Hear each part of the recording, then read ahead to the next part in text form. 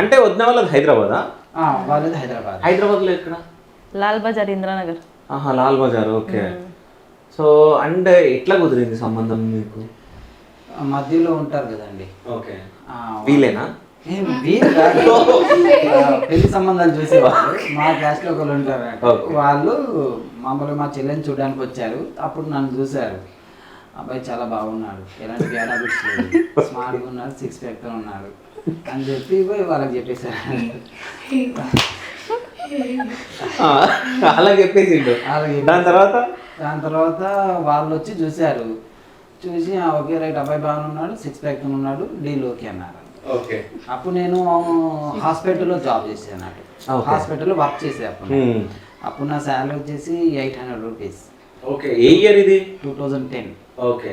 అప్పుడు నా శాలరీ వచ్చేసి 800 రూపీస్. చూసారు ఏం పని చేస్తామంటే పొలం పని. ఈ 2 రూమ్లు ఉన్నాయి, అప్పుడు ఇల్లు ఇంత పెద్దగా లేదు, మా 2 రూమ్లు ఉన్నాయంట. ఓకే అన్నారు, చూసుకున్నారు, కొంచెం సెట్ అయిపోయింది అంతే. ఓకే.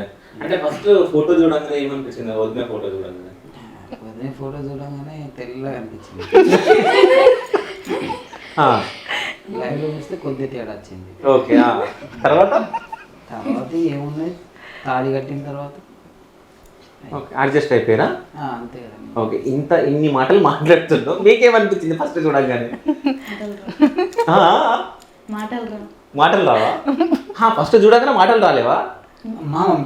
ఆమెకు వచ్చినాయి. ఆమె ఏమనుకున్నా ఒకసారి అడే, నాకు కూడా క్లారిటీ అంట. బాగా లావు ఉండే అంకుల్, 6 ప్యాక్ ఏం లేకుండే, అప్పుడు బాగా లావు ఉండే.